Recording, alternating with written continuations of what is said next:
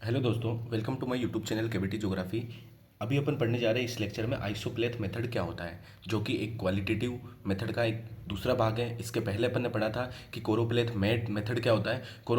प्लेथ map के अंदर क्या करते हैं अपन, क्या करते थे पिछले लेक्चर में जो अपन ने पढ़ा था। कोरोप्लेथ के अंदर क्या होता था कि किसी भी मानचित्र के अंदर वस्तु और तत्वों को वितरण को दर्शाने के लिए अपन क्या करते हैं, रंगों और छायाओं के साथ साथ में अपन उसके गणितीय मानों का भी प्रयोग करते हैं, जो कि अपन ने पिछले लेक्चर में अच्छे से समझ लिया था। और उसका ये विकसित रूप आया था जिसका नाम था डेसीमेट्रिक, वो भी अपन ने उसमें देखा था। आज अपन इसमें देखने जा रहे हैं आइसोप्लेथ मेथड क्या होता है, तो वो चीज़ अपन यहाँ से अच्छे से समझने जा रहे हैं। छोटा सा टॉपिक है एकदम।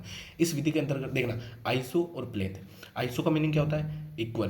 प्लेथ का मीनिंग क्या होता है, लाइन। ठीक है, तो इक्वल लाइन है कि समान लाइन। ठीक है, आइसो मतलब इक्वल और प्लेथ मतलब लाइन। तो इक्वल लाइन है कि समान रेखा। जहाँ जहाँ पर अपने को जहाँ जहाँ पर तापमान के बिंदु, जैसे इसको पढ़ लेता हूँ मैं, देखना। इस विधि के अंतर्गत मानचित्र में वस्तुओं और तत्वों का वितरण दर्शाने के लिए जिन जिन स्थानों पर उनके वितरण का जो मूल्य एक समान होगा ना, तो उसको अपन किसके अंदर कंसिडर करते हैं, आइसोप्लेथ के अंदर अपन कंसिडर करते हैं। ठीक है, तो मैं आपको ये चीज़ बता रहा हूँ यहाँ पे कि मैंने यहाँ पे क्या क्या चीज़ बताई आपको, कि जहाँ जहाँ पे अपन एक सेम चीज़ देखते हैं ना, जैसे कि आइसोप्लेथ अपन देख रहे हैं। ठीक है, आइसोप्लेथ आइसोप्लेथ मेथड अपन देख रहे हैं। तो आइसो का मीनिंग क्या होता है, आइसो का मीनिंग होता है इक्वल, यानी कि एक समान, समान।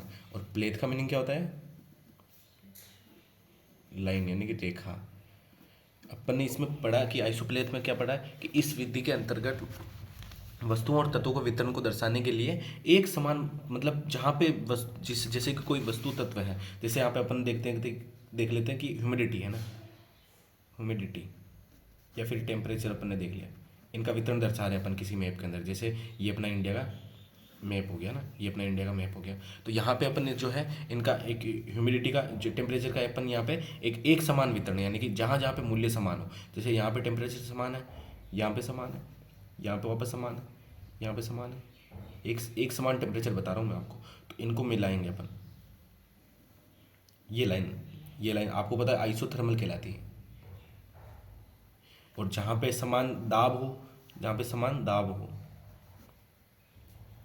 वो आपको पता है आइसोबार कहलाती है। जैसे अपन ये लाइंस अच्छे देखते हैं, अपन मैप के अंदर देखते हैं अपन। ठीक है, इस विधि के अंतर्गत जहाँ पे वस्तु और तत्वों का वितरण का मूल्य, यानी कि जैसे तापमान का वितरण है, तो उसका तापमान का वितरण का मूल्य इस पॉइंट, इस बिंदु पर कितना है, इस बिंदु पर कितना है, इस बिंदु पर कितना है, तो उनका मूल्य एक समान रेखा में अपन उसको मिला देंगे ना, तो वो आइसोप्लेथ के अंदर कंसिडर करते हैं। जैसे यहाँ पे बहुत सारी चीज़ें, जैसे यहाँ पे मैप पे आपको बताता हूँ। जैसे ये औसत तापमान है ना, औसत तापमान को दर्शाया हुआ है। तो ये यहाँ पे ये जो रेखा है, ये सेम तापमान यहाँ पे 1010 डिग्री सेल्सियस है, यहाँ पे 1010 डिग्री सेल्सियस है, 1008 डिग्री सेल्सियस। तो ये जो लाइन जा रही है ना, ये पूरी की पूरी ये लाइन, ये समान तापमान को दर्शा रही है, यानी कि आइसोथर्म को दर्शा रही है ये।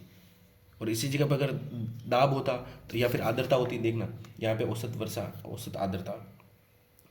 ठीक है, तो यहाँ पे इसमें और कुछ दे नहीं रखा है, सिर्फ तापमान का दे रखा है। तो इसमें तापमान का बता रखा है। मैं आपको यहाँ पे बहुत सारे जो आइसो के जो टर्म है वो आपको बताने जा रहा हूँ। इसको आप लिख लेना, इसको आप याद कर लेना, इसको आप समझ लेना, क्योंकि यहाँ से हमेशा नेट के अंदर, यूजीसी नेट के अंदर क्वेश्चन पूछा जाता है, और फर्स्ट ग्रेड के अंदर भी पूछा जाएगा ऑब्वियसली। तो आप इसको अच्छे से याद कर लेना। मैं आपको यहाँ पे सारे के जो आइसो के जो टर्म है ना, वो आपको यहाँ पे बता रहा हूँ। ठीक है, तो आइसोथर्म क्या होता है, समान ताप, यानी कि जहाँ जहाँ पे इक्वल टेम्परेचर होगा वो आइसोथर्म कहलाएगा। जैसे आपको यहाँ पे मैं मैप के अंदर भी बताता जाता हूँ। जैसे आइसोथर्म मैंने यहाँ पे बताया कि समान ताप होगा तो वो आइसोथर्म कहलाएगा।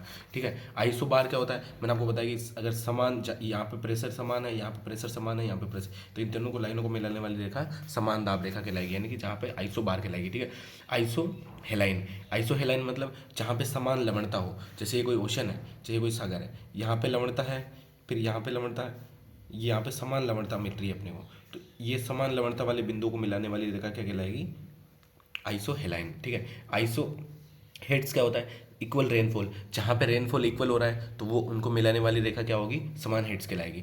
आइसोनेप्स क्या है, आइसोनेप्स क्या कहलाएगी, क्लाउडीनेस। जहाँ पे क्लाउडीनेस इक्वल हो वहाँ पे जो है आइसोनेप्स कहलाती है। ठीक है, आइसोहेल्स क्या होता है, जहाँ पे सनशाइन इक्वल हो। ठीक है, तो ये चीज़ आपको याद रखनी है, या ये लिखी हुई यहाँ पे, या पूछा जाएगा कि इसका मीनिंग क्या होता है, इसका मीनिंग क्या होता है, इसका मीनिंग क्या होता है। वो मैचिंग वाला जो मिलान वाला जो क्वेश्चन होता है ना, उसके अंदर ये चीज़ पूछी जाती है।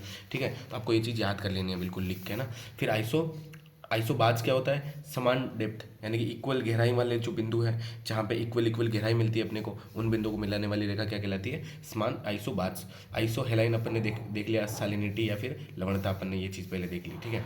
फिर आते हैं आइसोक्रोन यानी कि समकाल रेखाएं, एक समान समय में तय की गई दूरी वाले बिंदु को, यानी कि एक समान समय में, जैसे कि यहाँ से मैं निकला और फिर एक समान, यहाँ पे एक समान समय लग रहा है, मतलब इक्वल समय के को मिलाने वाली रेखा क्या कहलाती है, आइसोक्रोन कहलाती है। आइसोसिस्मिक आपको पता है, भूकंप, समान भूकंप वाले जो है उसको तीव्रता को, यहाँ पे समान भूकंप है, यहाँ पे इक्वल भूकंप है, तो इनको मिलाने वाली रेखा आइसोसिस्मिक।